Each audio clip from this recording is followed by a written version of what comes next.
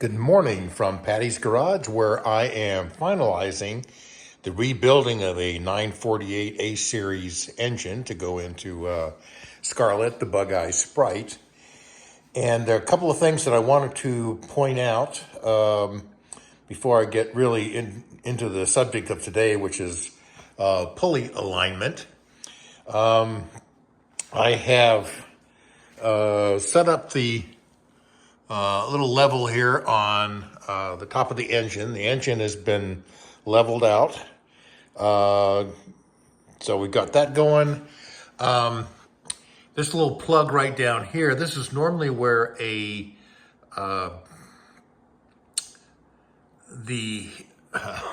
water temperature sensor would go.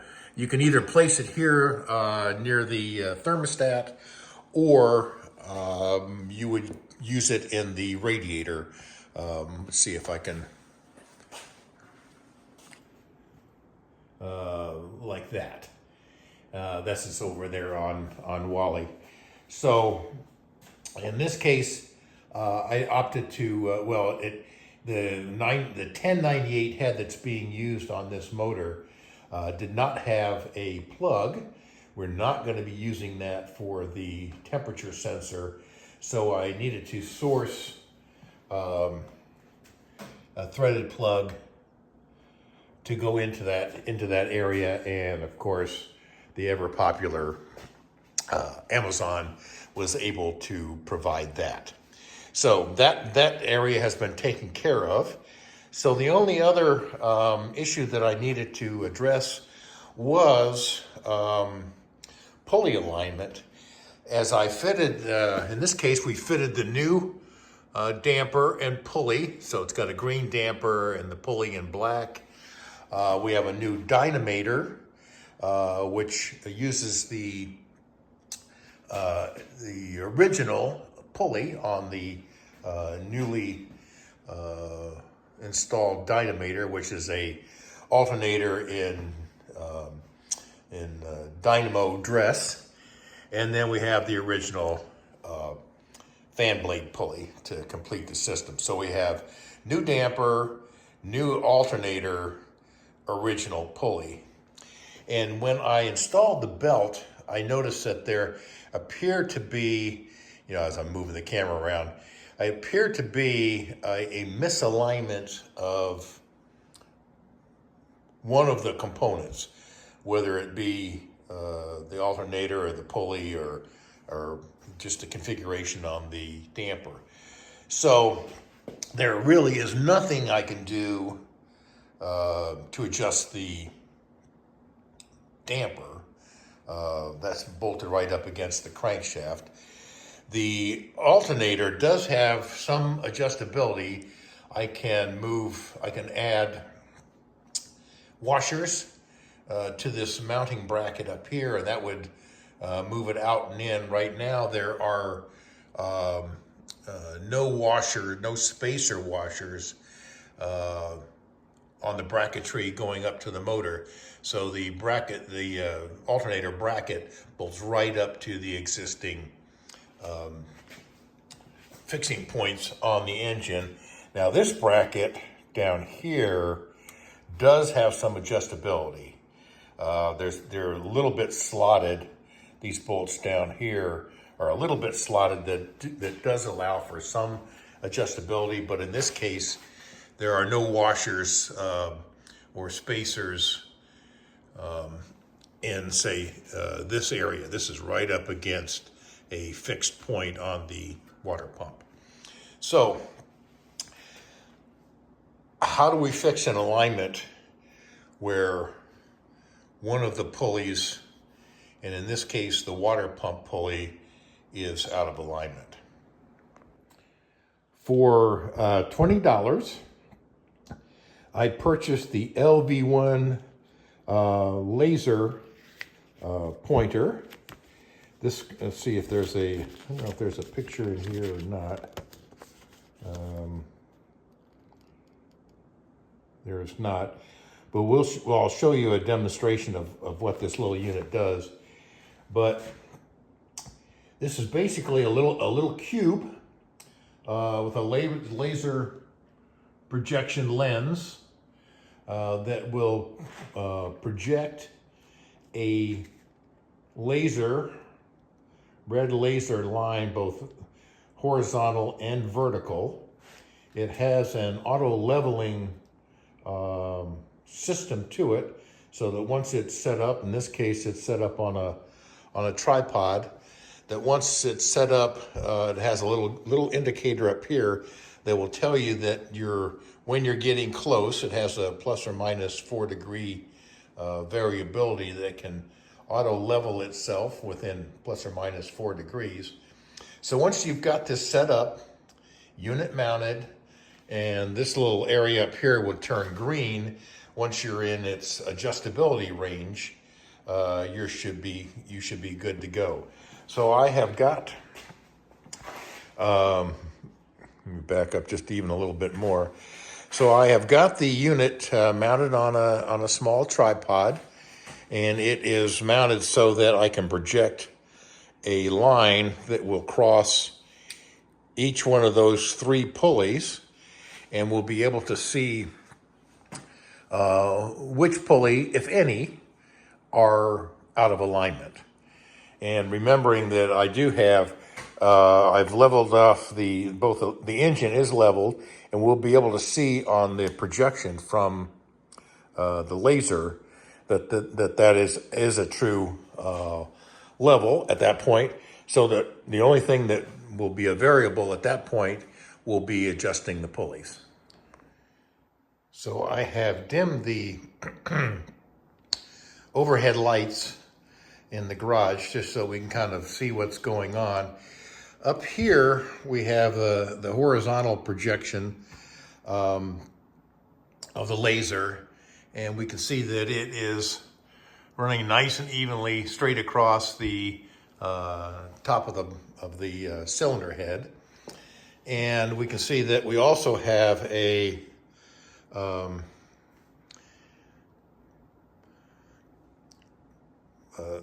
vertical line running up and down where the pulleys are. Let me see if I can. So in this case, we've got the laser line is running very true right down the center of the Dynamator's pulley, and then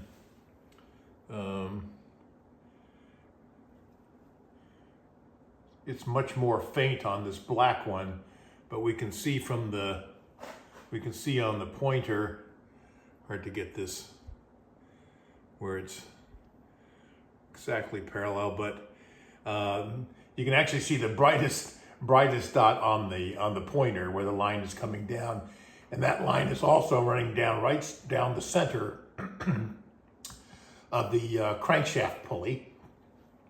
But when we get up here to the water pump pulley, the line is just skimming across the right-hand side of the water pump pulley. It's no longer right down the center. So you can see it's just barely skimming the outer edge of that pulley. So we really, ideally, we want that to be right down that black center portion of the pulley, and then all of them would be in alignment. We want it to be more like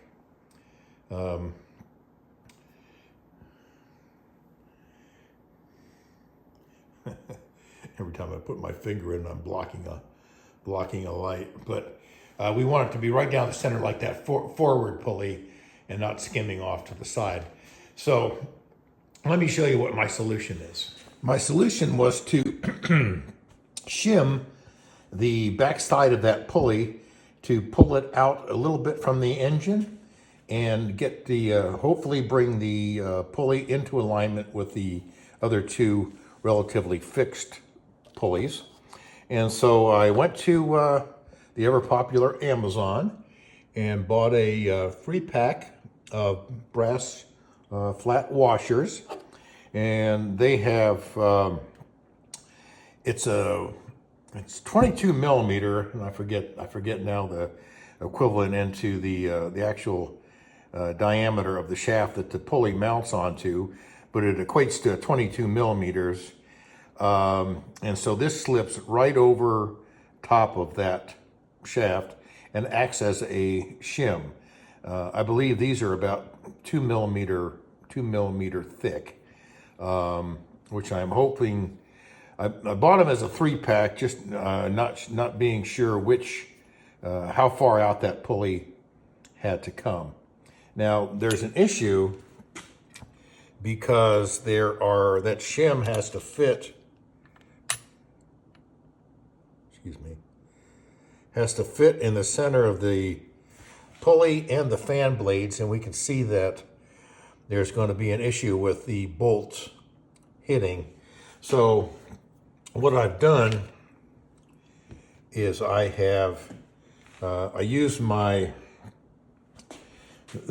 new favorite tool, this little Hyper Tough from Walmart, little die grinder, battery operated, and it came with this in the package. It came with this little sanding disc, and that made really quick work out of shaving off the ends so that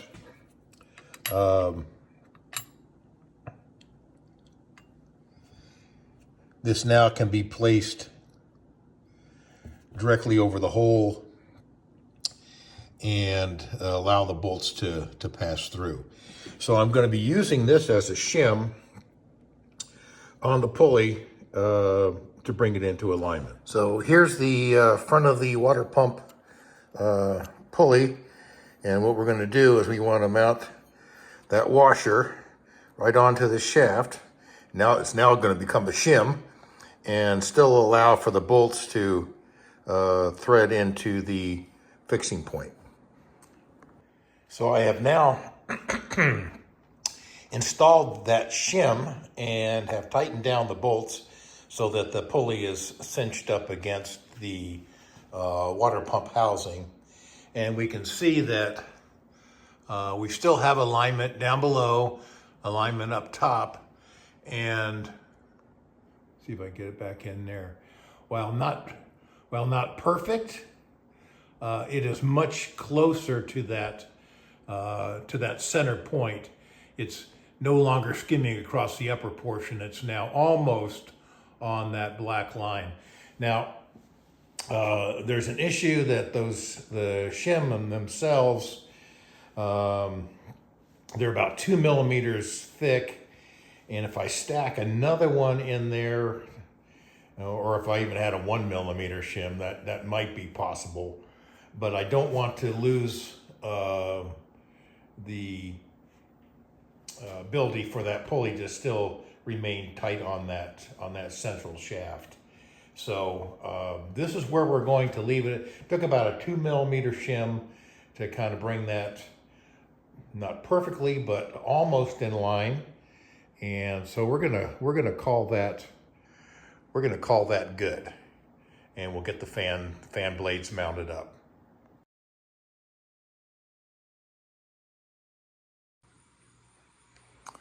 All right, well, here's where we're at right now. We have starter's been tightened up. The oil pickup line has been on and off many times, and it's been retorqued and fastened down to the housing. And what the issue was, the Dynamator. Let me see if I can. Where's my original one? Here we go.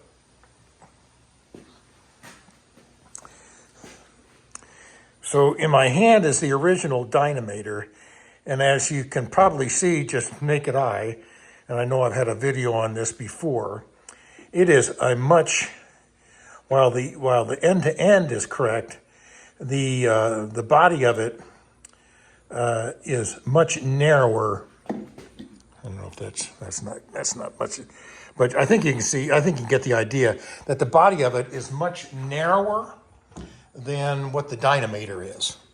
So what that did is it causes an issue down here. So this is this housing. So the original one probably would have come off just, I'm thinking comes off just this little stub, but this extension brings it out a ways and puts it at a tilt so that it's much easier to get to with a spin-off filter. So this connecting pipe used to sit, almost straight, used to sit way back here. So now with this configuration, comes down, bends over, comes into this. It's got an adapter to the nut on the pipe. So all of that is, I'm saying that there's now very little clearance between the Dynamator and the oil line. And that is because two things. One, the position of the oil line and the adapter, so forth. And the other is the diameter of the Dynamator.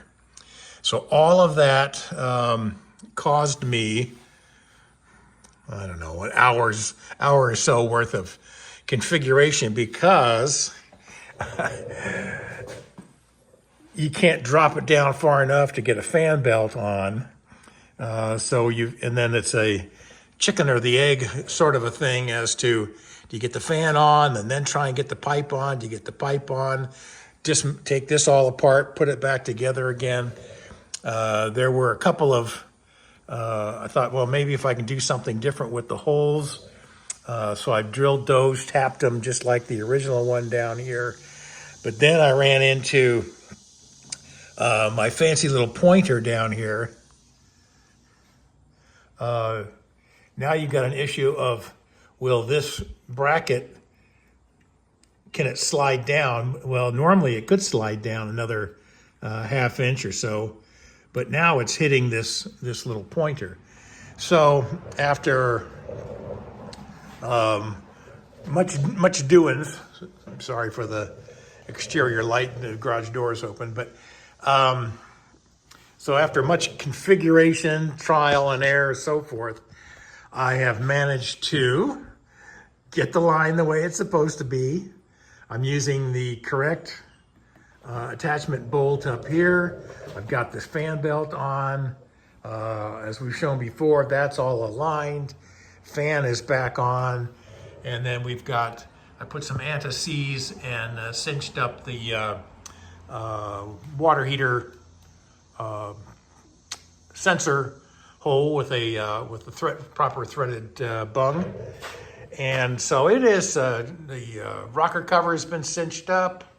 Hoses have been tightened on the radiator. So we are getting really, really close here. I want to fill up the proper amount of oil so that that isn't any kind of a question. It'll certainly be covering up the oil sump, the strainer. And we'll be removing the spark plugs so that when we're turning it over, we haven't got compression. And that'll be the end of what I'm calling the build. Everything is back. Everything necessary is back on the motor. Of course, I'll need to run my fuel line over to the carburetors. I'll be hooking up the manifold here on the underside. Here's my little manifold clamp, and yeah, there'll be maybe a couple of lines, but these are all minor things to do before we make our first attempt at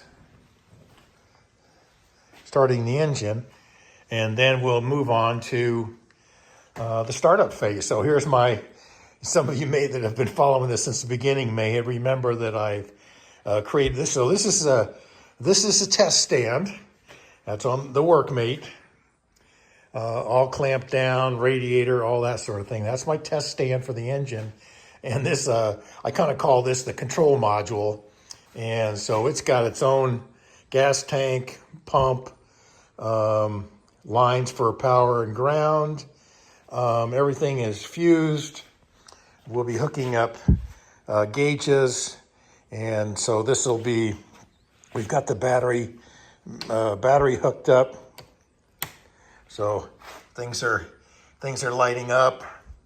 I'm thinking there's our fuel pump. I've got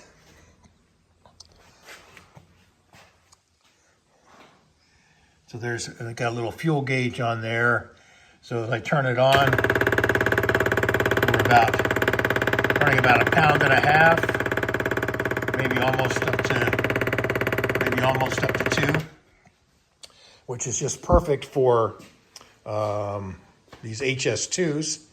And so we're getting really, really close. I've got to change over the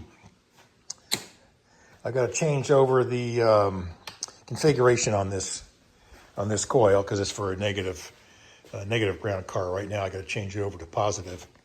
So that's it for the engine build, and we'll be picking this back up when we actually get into the next phase, which will be engine startup.